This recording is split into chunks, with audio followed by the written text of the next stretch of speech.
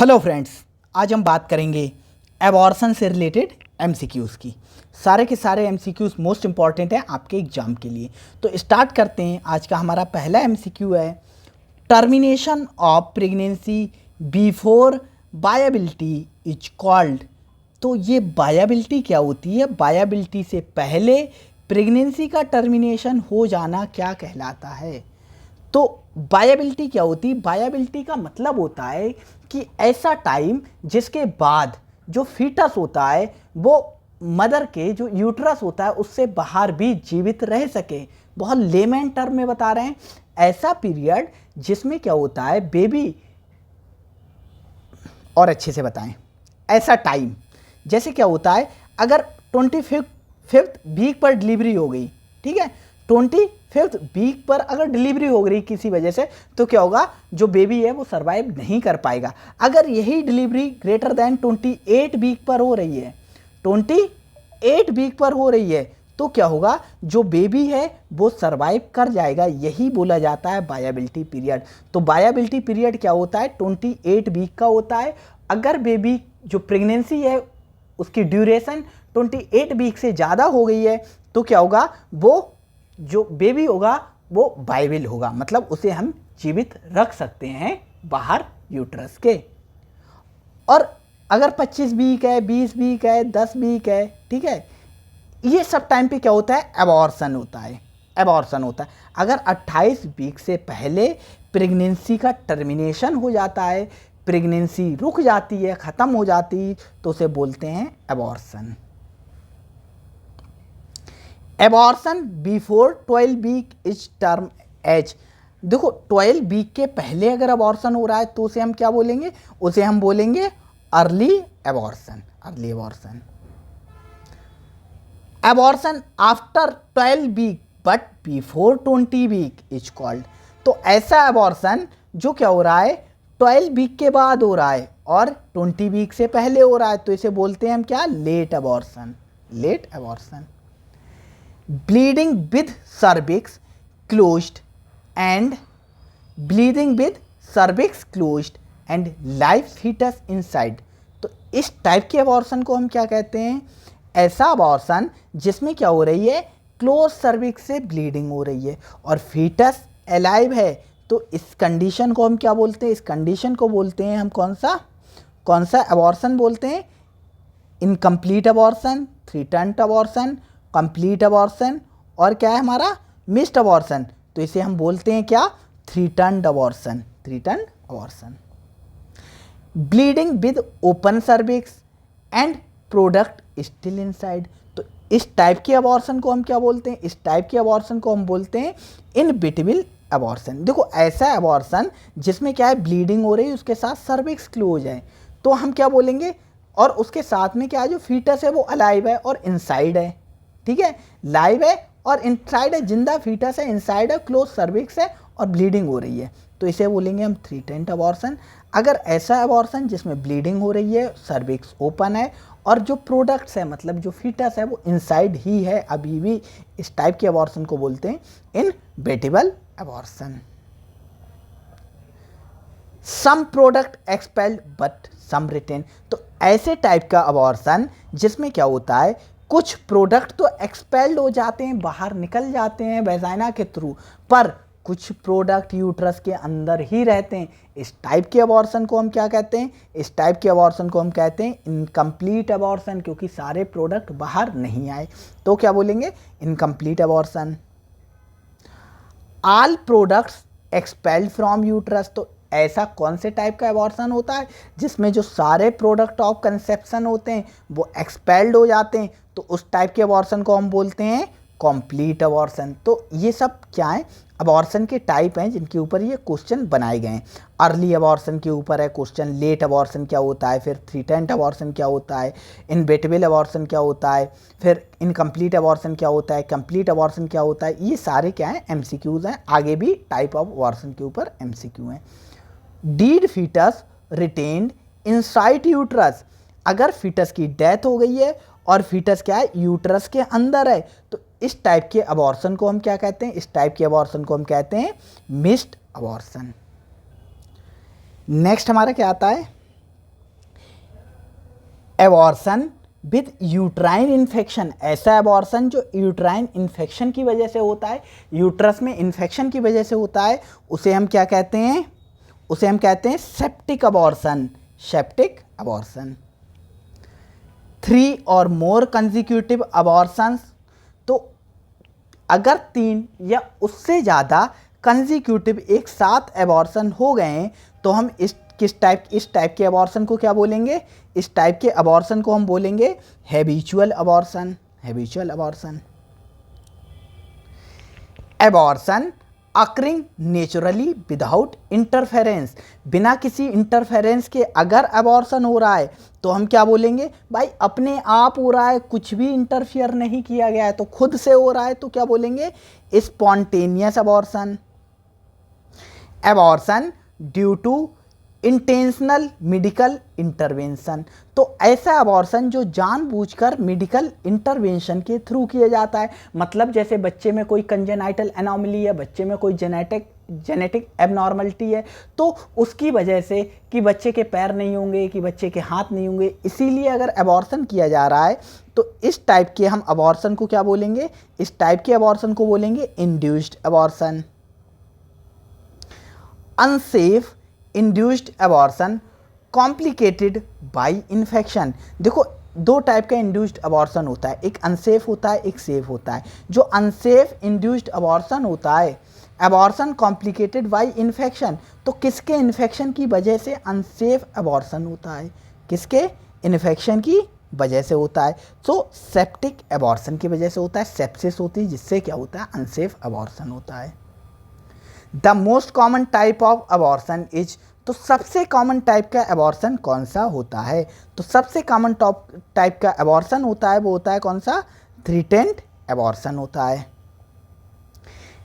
Habitual abortion is usually due to, तो जो habitual abortion होता है उसे होने का कॉज क्या है, उसे होने का कॉज क्या है, उसे होने का कॉज है cervical incompetency, cervical incompetency. In missed abortion risk of complication is, तो जो मिस्ड अबॉर्शन होता है उसमें किस चीज़ के मतलब किस चीज़ के कॉम्प्लिकेशन का रिस्क होता है, मतलब ऐसा अबॉर्शन जिसमें मतलब रिस्क होता है कॉम्प्लिकेशन का, तो मिस्ड अबॉर्शन में कौन सी कॉम्प्लिकेशन का रिस्क होता है, तो वो किसका होता है, DIC का। DIC क्या होती है, डिसएमिनेटेड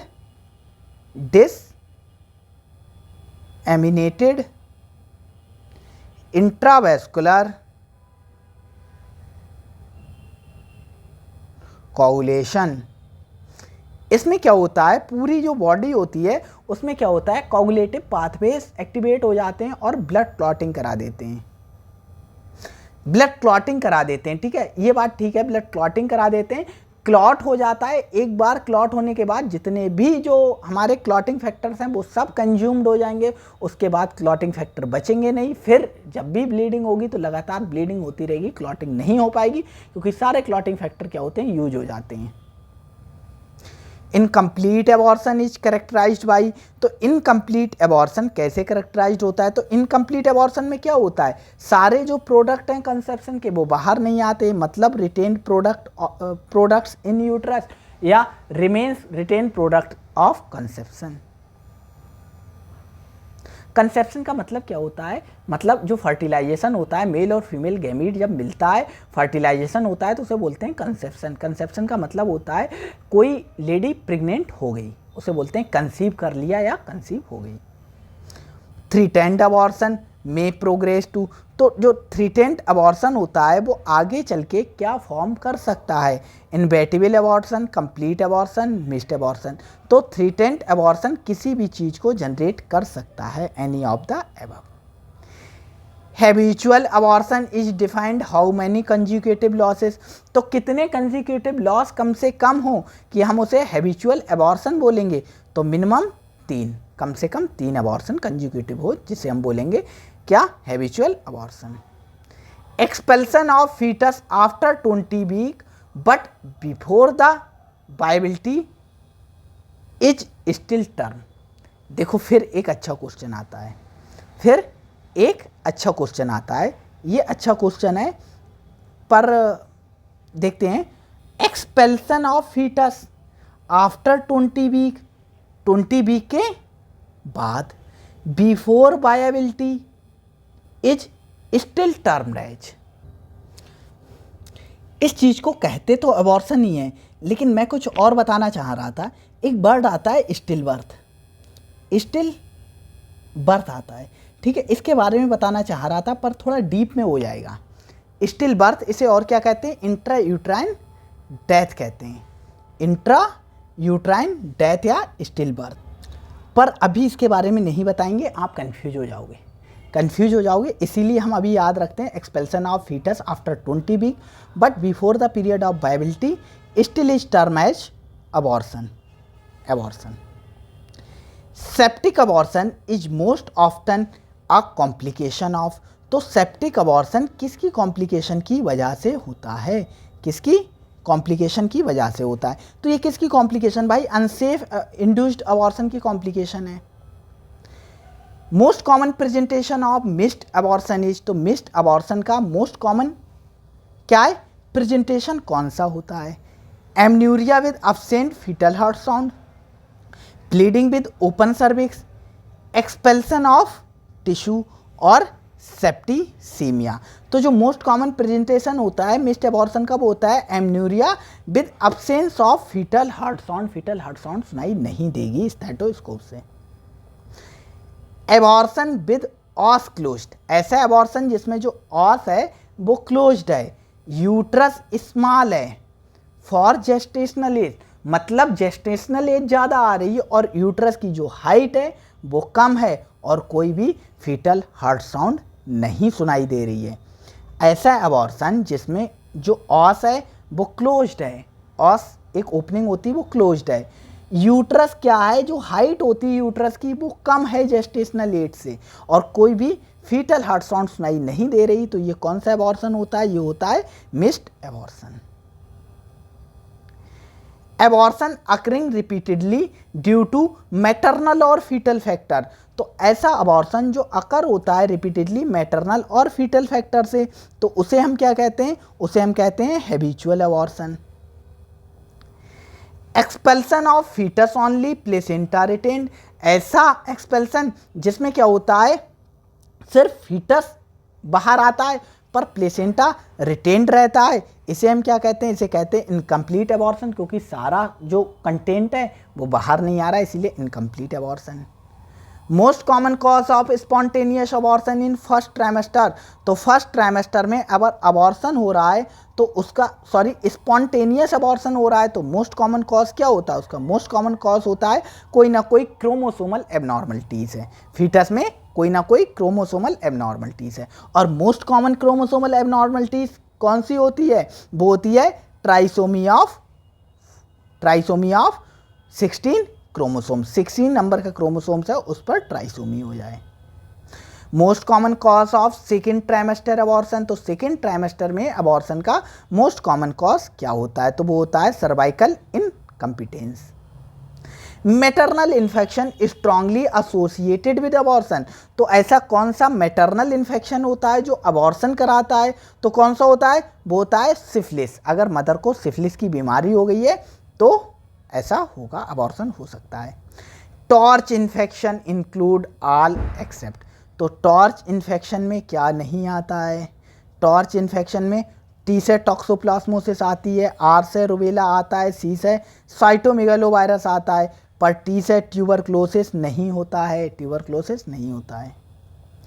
uterine anomaly most commonly causing abortion, तो यूट्राइन कंडीशन, यूट्राइन की ऐसी कौन सी डिजीज़ होती हैं, कौन सी कंडीशंस होती हैं जो क्या करती हैं, अबॉर्शन करा सकती हैं, तो septate uterus, bicornuate uterus, didelphys uterus और यूनिकॉर्निएट, तो कौन सा होता है, सेप्टेट यूट्रस है तो वो एबॉर्शन करा सकता है। Endocrine disorder causing recurrent abortion, तो ऐसा कौन सा एंडोक्राइन डिसऑर्डर है जो रिकरेंट एबॉर्शन करा सकता है, diabetes mellitus, hypothyroidism, progesterone deficiency, तो ये क्या है, all of this. Maternal chronic disease associated with abortion. तो ऐसी कौन सी क्रोनिक डिजीज़ है, मतलब लंबे टाइम तक रहने वाली मैटरनल में डिसीज़ हैं जिनसे अबॉर्शन हो सकता है? Hypertension, severe anaemia, diabetes, all of these. तो क्या है, सारी की सारी डिजीज़ हैं ये ऐसी। Immunological cause of recurrent abortion. तो रिकरेंट अबॉर्शन का इम्यूनोलॉजिकल कॉज कौन सा है? Anti phospholipid antibody syndrome, RH incompatibility, blood group mismatch और HIV इन्फेक्शन। तो क्या है, anti phospholipid antibody syndrome. Environmental factor कौन सा है जो अबॉर्शन करा सकता है? Radiation, smoking, alcohol, all of these. तो कौन सा ऐसा फैक्टर है जो अबॉर्शन करा सकता है? तो सारे के सारे फैक्टर हैं जो अबॉर्शन करा सकते हैं। Drug most commonly use to induce abortion. तो कौन सी ड्रग होती है जो मोस्ट कॉमनली यूज्ड होती है अबॉर्शन कराने के लिए?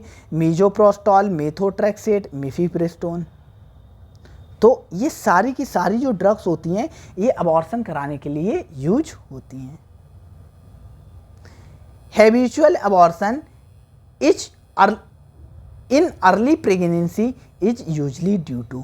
तो जो हैबिचुअल अबॉर्शन होता है वो अर्ली प्रेगनेंसी में अगर हो रहा है तो वो किस वजह से होगा? तो उसकी मेनली वजह होती है क्रोमोसोमल एबनॉर्मलिटी, क्रोमोसोमल एबनॉर्मलिटीज।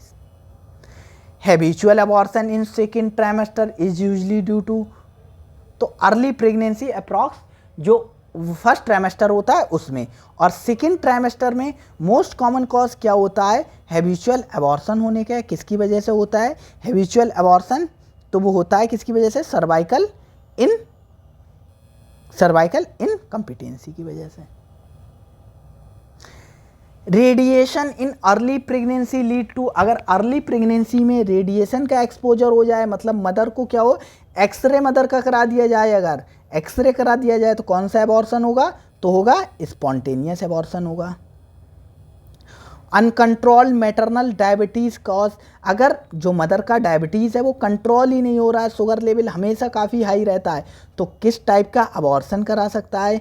किस टाइप का अबॉर्शन करा सकता है? Congenital anomaly. हाँ, कंजेनाइटल एनोमली हो सकती, रिकरेंट अबॉर्शन भी हो सकता है और स्टिल बर्थ भी हो सकती।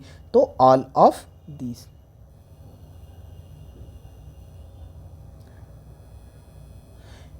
विच infection in mother causes recurrent abortion. तो मदर में कौन सा इन्फेक्शन हो जाए जो रिकरेंट अबॉर्शन करा सकता है? Syphilis, rubella, cytomegalovirus, all of the above. तो क्या होगा आंसर? इसका आंसर होगा डी। पर ऐसा ही एक क्वेश्चन हमने ऊपर पढ़ा था कि स्ट्रांगली एसोसिएटेड कौन सा होता है इन्फेक्शन जो क्या कराता है, अबॉर्शन कराता है? तो वो होता है सिफिलिस। वो सिफिलिस होता है जो स्ट्रांगली एसोसिएटेड होता है, अबॉर्शन कराता है। Abortion due to trauma is classified as. ऐसा अबॉर्शन जो ट्रॉमा की वजह से हो रहा है, मतलब किसी प्रेग्नेंट लेडी का एक्सीडेंट हो जाए तो कौन सा अबॉर्शन होगा? तो क्या होगा? स्पॉन्टेनियस अबॉर्शन होगा। Deficiency of which hormone is link to abortion. किस हार्मोन की डिफिशियंसी से क्या होता है? अबॉर्शन होता है। Oestrogen, progesterone, FSH, LH। तो किसकी कमी से होता है? प्रोजेस्टेरॉन। क्योंकि प्रोजेस्टेरॉन क्या करता है? प्रेगनेंसी को सपोर्ट करता है, प्रेगनेंसी को बनाए रखने में इंपॉर्टेंट रोल प्ले करता है। Which autoimmune disorder is link to recurrent abortion. तो कौन सा ऑटोइम्यून डिजीज ऐसी है जो रिकरेंट अबॉर्शन कराता है? SLE क्या होती है? Systemic lupus erythematosus, anti phospholipid antibody syndrome. हाँ भाई, दोनों के दोनों इन्फेक्शन ऐसे हैं जो, या ऑटोइम्यून डिसऑर्डर्स ऐसे हैं जो रिकरेंट अबॉर्शन कराते हैं। Most common maternal systemic disease causing abortion. Maternal के सिस्टम में, मतलब जैसे डाइजेस्टिव सिस्टम है, रेस्पिरेटरी सिस्टम है या वेस्कुलर सिस्टम है, तो इसमें होने वाली ऐसी कौन सी डिजीज़ है जो क्या कराती है? अबॉर्शन कराती है। तो ये क्या होती है? डायबिटीज़ होती है। Which type of placenta previa में कॉज अबॉर्शन। तो प्लेसेंटा प्रीविया, कौन से टाइप का प्लेसेंटा प्रीविया होता है जो अबॉर्शन कराता है? अबॉर्शन कराता है। Central placenta praevia, marginal, any of the praevia, none. तो किसी भी टाइप का प्लेसेंटा प्रीविया है वो अबॉर्शन करा सकता है। पॉलीहाइड्रोमियोस यूजली लीड टू। तो जो पॉलीहाइड्रोमियोस कंडीशन होती है वो क्या कराता है? Pre term labour, not abortion, missed abortion और हैबिचुअल अबॉर्शन, तो वो अबॉर्शन नहीं कराता है। पॉलीहाइड्रोनियस की कंडीशन में अबॉर्शन नहीं होता है। Chronic smoking in pregnancy is link to, तो प्रेगनेंसी में अगर क्रोनिक स्मोकिंग की जा रही है तो क्या हो सकता है, क्या हो सकता है, स्पॉन्टेनियस अबॉर्शन हो सकता है, IUGR हो सकता है। IUGR क्या होता है, इंट्रा यूट्राइन ग्रोथ रिटार्डेशन हो सकता है, और क्या होता है, प्लेसेंटल एब्रप्शन, ये भी हो सकता है। तो all of these. Heavy alcohol use in pregnancy cause, अगर बहुत ज़्यादा अल्कोहल की कोई लेडी कंज्यूम कर रही प्रेगनेंसी के टाइम तो क्या हो सकता है, फीटल अल्कोहल सिंड्रोम हो सकता है, स्पॉन्टेनियस अबॉर्शन हो सकता है, स्टिल बर्थ हो सकती है। ऑल ऑफ दी सारी कंडीशंस हो सकती हैं। और आज का last question, the leading cause of spontaneous abortion overall, तो ओवरऑल ऐसा कौन सा कॉज होता है जो अबॉर्शन कराता है, तो ओवरऑल कॉज होता है क्रोमोसोमल एबनॉर्मलिटीज़, कोई क्रोमोसोमल एनॉमलीज है तो क्या होगा, वो अबॉर्शन कराएगी। तो आज की वीडियो में इतना ही था। अबॉर्शन से रिलेटेड हमने 50 क्वेश्चंस को सॉल्व किया है। अगर वीडियो अच्छी लगी हो तो वीडियो को लाइक कीजिएगा, चैनल को सब्सक्राइब कीजिएगा। Thank you.